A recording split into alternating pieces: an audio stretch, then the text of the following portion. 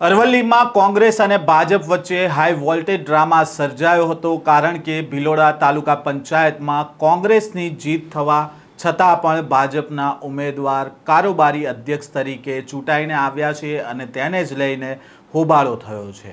શું છે આ સમગ્ર મામલો, વાત કરીશું આ વિડીયોમાં।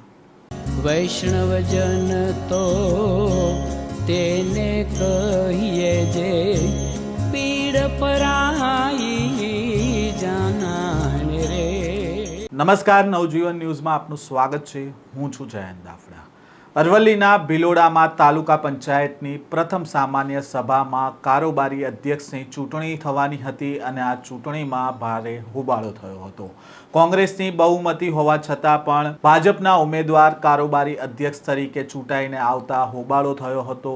સભ્યોનું કહેવું છે કે બેઠક દરમિયાન સ્પીકરની પૂરતી વ્યવસ્થા ન હોવાથી કાર્યવાહી અને સૂચનાઓ તેમને સ્પષ્ટ રીતે સંભળાઈ નથી અને તેને જ લઈને ગેરસમજ ઊભી થઈ હતી અને તેથી કેટલાક કોંગ્રેસના સભ્યોએ ભાજપના ઉમેદવારના સમર્થનમાં હાથ ઊંચા કરી દીધા હતા અને ત્યારબાદ તેમણે ચૂંટાઈ આવ્યા હતા। આ ઘટના બાદ કોંગ્રેસના 13 તાલુકા પંચાયત સભ્યોએ સામાન્ય સભાની કાર્યવાહી સામે વાંધો ઉઠાવ્યો છે। તેમણે બેઠક મોકૂફ કરવાની માંગ કરી હતી। સભ્યોનું કહેવું છે કે સ્પષ્ટ રીતે માહિતીના અભાવે થયેલી પ્રક્રિયાને માન્ય ગણવી તે યોગ્ય નથી અને સમગ્ર મામલાની પુનઃ સમીક્ષા થવી જોઈએ। કોંગ્રેસના સદસ્ય અને પૂર્વ વિપક્ષ નેતા તાલુકા પંચાયત અનિલ હડુલા આ મામલે શું કહી રહ્યા છે તે સાંભળીએ। હું હડુલા અનિલ કુમાર નવજીભાઈ, પૂર્વ વિપક્ષના નેતા અને તાલુકા પંચાયતના સદસ્યશ્રી।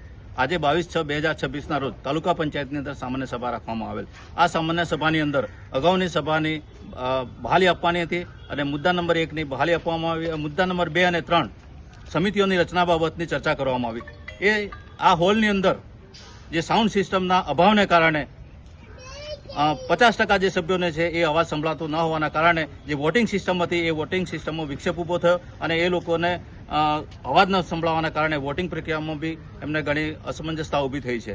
એના કારણે સભાની અંદર સભાખંડમાં 2/3 સભ્યોનો વિરોધ થયો કે ભાઈ અમને પૂરતા પ્રમાણમાં સંભળાવવાના કારણે અમારે વોટિંગ પ્રક્રિયામાં વિક્ષેપ થયો છે। એના કારણે આ સભા આજે મોકૂફ રાખવામાં આવી છે અને 13 સભ્યો આ ગૃહની અંદર 2/3 સભ્યોએ એવી માગણી કરી છે કે ભાઈ આ જે સામાન્ય સભા છે આજે મોકૂફ રાખી અને અગાઉના સમયગાળાની અંદર પાછી સામાન્ય સભા રાખવામાં આવે અને કુદરતી ન્યાયના સિદ્ધાંત પ્રમાણે લોકશાહી જીવંત રાખવા માટે સભ્યોને ન્યાય આપવામાં આવે એવી માગણી સાથે આજે અમે અહીંયા વાત પૂર્ણ કરીએ છીએ। જય હિન્દ। આ મુદ્દે તાલુકા પંચાયતના સભ્યએ તાલુકા વિકાસ અધિકારી ચિંતનભાઈ સમક્ષ લેખિતમાં રજૂઆત કરી હતી અને રજૂઆતમાં બહુમતી સભ્યોની માંગને ધ્યાનમાં લઈ યોગ્ય નિર્ણય લેવા માટે રજૂઆત કરવામાં આવી હતી। તાલુકા પંચાયતના સભ્ય અને પૂર્વ વિપક્ષી નેતા અનિલ હડુલાએ સહિતના સભ્યોએ જણાવ્યું હતું કે સામાન્ય સભામાં સર્જાયેલી પરિસ્થિતિ અંગે યોગ્ય તપાસ થવી જોઈએ।